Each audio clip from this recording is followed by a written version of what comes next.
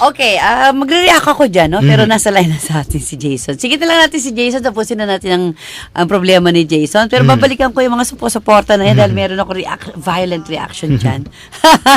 Jason, magandang gabi. Mula sa Trias Cavite. Jason, ano bang nangyari sa'yo? Na-aksidente ka ba sa motor? Sige nga, pakikwento. Opo, magandang gabi po. Nakikinig kami. Go ahead. Ano, kwento mo nga? Na-aksidente po ako sa motorcycle na 2006 po. Twice po ako na-aksidente. Ang last accident ko po ay nung November 3, 2008. Nung 2006 po, self-accident lang po ako. Diba ako magtanong sa'yo, magandang gabi sa'yo, Jason? Opo. Oo. Dito sa mga pagkaka-aksidente mo, sa motor lahat ito nangyari. Tama ba? Opo. Opo. At nakapag-file ka ba ng anumang benepisyo sa SSS? Opo naman. Nakapag-file naman po ako. Meron ka natanggap na benepisyo sa SSS? Opo, meron po. So ang itatanong mo ngayon, kung maaari ka pang tumanggap ng Employees Compensation Benefits, tama ba yon? Opo. Ganito na lang, ano yung huli mong binabanggit na taon ng iyong pagkaka-aksidente sa motorsiklo? 2008 pa po. Oo, kung 2008, may natanggap kang benepisyo sa SSS, tama ba? Meron naman po. Pero wala kang natanggap na easy. Tama ba? Bali, nung 2008 po, opo yan. Ayun, oo. So ganito ang pwede nating gawin kung ang nais mong malaman ay tungkol sa Employees Compensation Benefits. Maaari kang bumalik doon sa branch ng SSS kung saan mo nakuha ang iyong SSS benefits, no? At sasabihin mo na... excuse me po. Oo. Hello po. Oo, sige lang. Ano tanong mo? Ano yung gusto mong sabihin? Kasi po, ngayon po, nag-file po ako ng disability. Nawawala siya. Naputol na naman. Layo-layo Na-aksidente rin ang kanyang... Oo, na-aksidente. ang kanyang linya. Oo.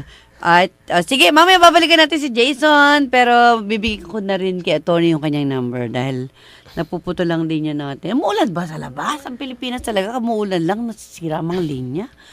Anyway, 10:07 ang ating oras. Time check brought to you by ECC. Ang ECC higit pa sa benepisyong binibigay na serbisyo. Babalik tayo sa ating programang Gabay ng OFW International at babalikan natin si Jason. Sana okay na kanyang linya dahil marami pa tayong gustong malamang detalye. Sa mga nanonood ngayon sa Radyo Pinoy Fans Club, nako, ito, OFW, wala daw friends.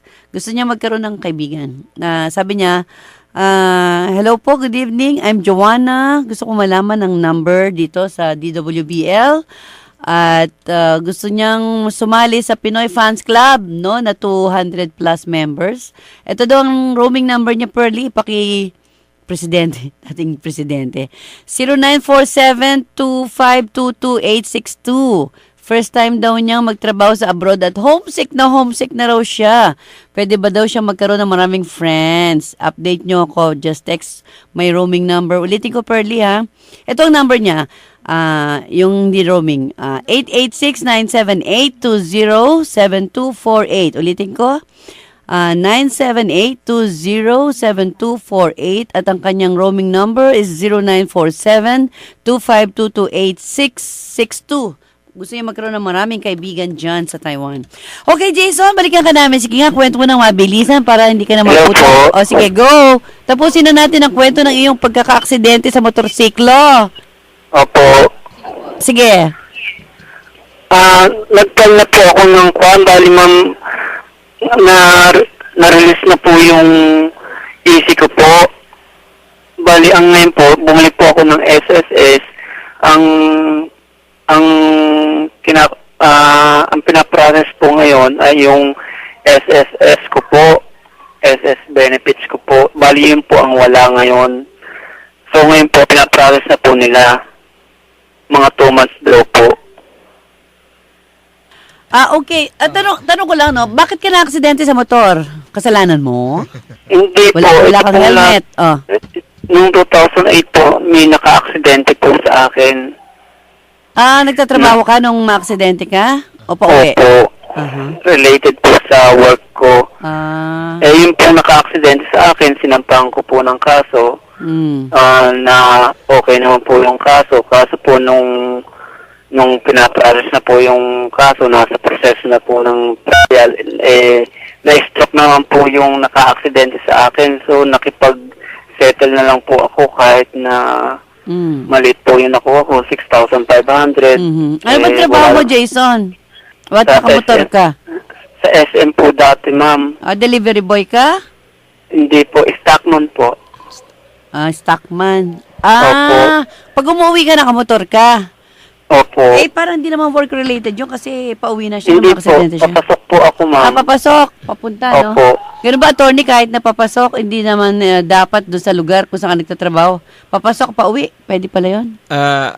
Isa po sa mga covered ng mga incidents ng ating pong programa, hindi lang po yung mga aksidente na nangyayari sa loob ng ating workplace, kahit po sa labas. Ito na nga po yung insidente ng pagpasok at pag-uwi mula sa bahay, sa opisina, o mula sa opisina, hanggang sa kanilang tinitirhan. Ayan po yung ating general rule.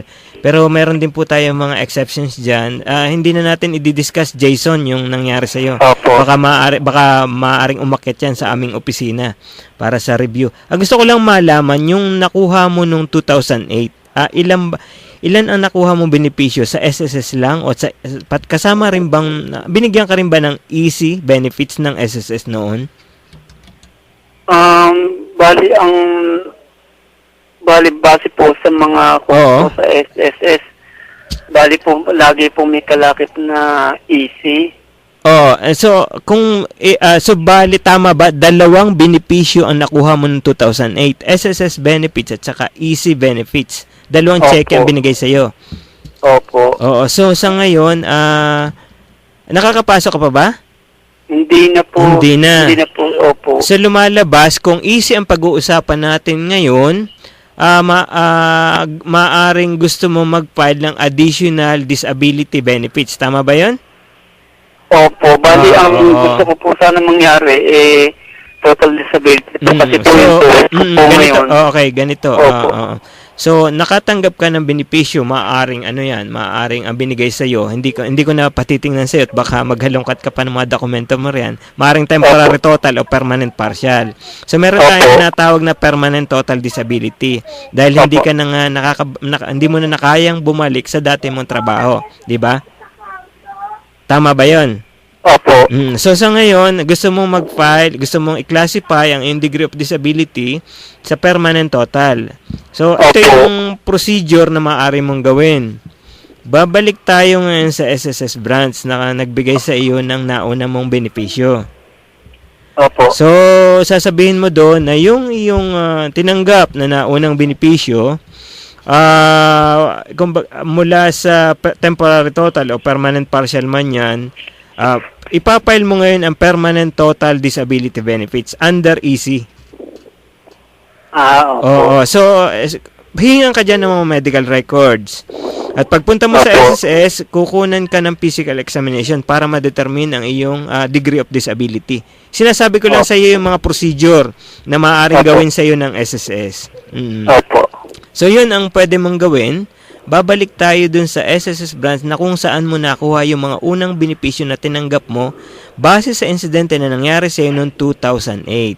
So, sasabihin mo ngayon, hindi mo na nakayang bumalik sa iyong dating pinagtatrabahuhan. Sa tingin mo, ang kondisyon ng iyong kalagayan ay permanent total na.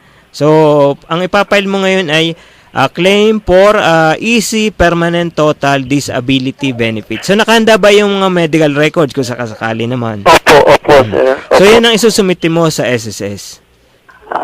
Okay po. Okay. Kahit po, kasi sabi po ng doktor sa akin, hindi naman daw po ako pwedeng mag-avail ng total disability dahil Opo. Yung discretion, depende na yan sa evaluation ng SSS. Ang mahalaga, kung sa tingin mo, kung ganyan na ang condition mo, maaari ka naman mag-file. So, kung sinabi ng SSS na talagang ang degree of disability, permanent total na, maaari ka nilang bigyan ng karagdagang benepisyo. Kung sinabi naman lang hindi ka pa qualified sa permanent total disability, maaari kang humingi ng rekonsiderasyon. Kung dininay pa rin, yun yung oras na pwede ka na mag-apila sa Employees Compensation Commission. Okay, bigyan natin ng phone number dyan, attorney. Ito po yung, hindi lamang po phone number, para po makasulat kayo sa amin. Ito po yung aming address, 355 Senator Hill Puyat Avenue. Pwede po pakitext na lang po. Sige, sige po, basta malapit sa Buendia SSS. Na? Katabi Okay, salamat po. Salamat din po sa inyo. Salamat po. Pero, Opo. Maraming salamat po ulit. Okay, bye. Pero ituloy na natin. 355 Senator Hill Puyat Avenue, Makati City. phone number. 899-4251, local 220. Okay. Paki-address lamang po ang inyong liham sa Employees Compensation Commission sa aming pong OIC Executive Director, Estela Sipagan Banawis. Sipag talaga yan, ha?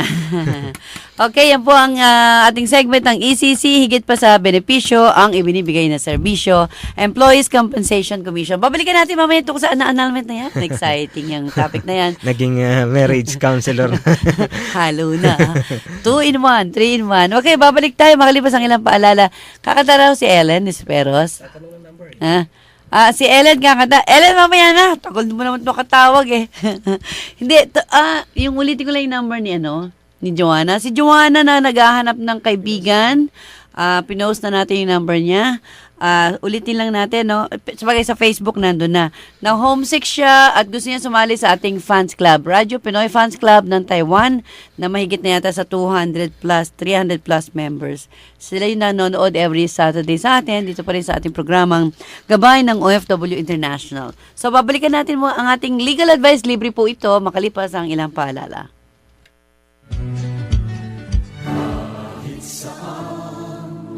Panig ng mundo, ang OWA ay laging kasama nyo. Mapaedukasyon o pangkabuhayan man, ang OWA ay kaagapay ng OFW sa tagumpay. Makipag-ugnayan sa Overseas Workers Welfare Administration, OWA Hotline 833-6992 o mag-text sa 0917-898-6992. Hanggapan ng OWA, di kayo bibiguin. Tanong ni Bunso, Nay, 4 kaming inaalagaan mo. Tapos, nagtatrabaho ka pa. Bakit ang sipag-sipag mo? Bakit daw? Siyempre, kasi mahal ko sila. Buti may SSS Loan Penalty Condonation Program. Basta qualified, pwede nang bayaran ng buo o hulugan ng overdue loan. May bawas penalty pa. Bakit? Para buo ang benepisyo ko para sa pamilya. SSS Loan Penalty Condonation Program mula April hanggang September 2012. Visit sss.gov.ph. Sa mas pinalawak na serbisyo, bawat isa'y siguradong protektado. Programang pangkalusugan, abot kaya na ng lahat. PhilHealth, lubos na maaasahan. PhilHealth, kaagapay ng bayan. Basta kay Pinoy, sagot ka ng PhilHealth.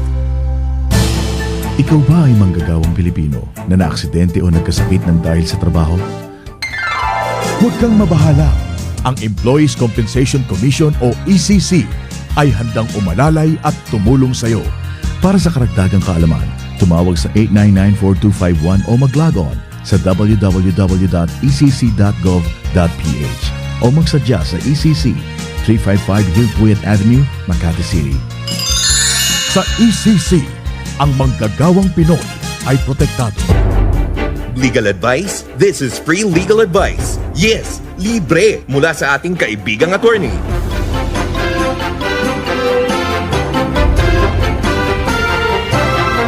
Okay, legal advice tayo. Balik tayo sa programang Gabay ng OFW International. Tuhugin na natin. Ako magbabasa. Ang dami na, attorney. Pero tungkol lahat ito sa pag-annulment, no? Galing naman ito kay Pearly. Gandang gabi po, Ate Lou. Ask ko po ang problema ng pinsan ko dito sa Taiwan. Ang asawa po daw niya ay may 3 asawa. At siya ang pangatlo. May 3 anak po sila, 2 dalaga at 1 binata na. Matagal na po silang hiwalay at mag-isa lang po siyang nagtaguyod sa pag-aaral ng mga anak niya. Ngayon po, ang tanong niya, valid po ba daw ang kasal niya? Dahil po siya ang pangatlo at sa pilitan po ang kasal nila noon dahil bata pa at dinaan lang sa dahas. Ngayon po may boyfriend siya at gusto nila magpakasal sa Taiwan. At gusto niyang maging legal ang kasal nila. Pwede po ba daw yun? Magkano po daw gagastusin sa pag-ayos ng documents para maging legal ang kasal sa boyfriend niya? Salamat po sa pakikinig. Kami bukas para sa sagot ni Attorney Jonathan De La Sosa. Mukhang masalimuot po ang kanyang kwento. May binabanggit po siyang nangyaring kasal sa kanila, pero binabanggit naman po niya na pangatlong asawa siya.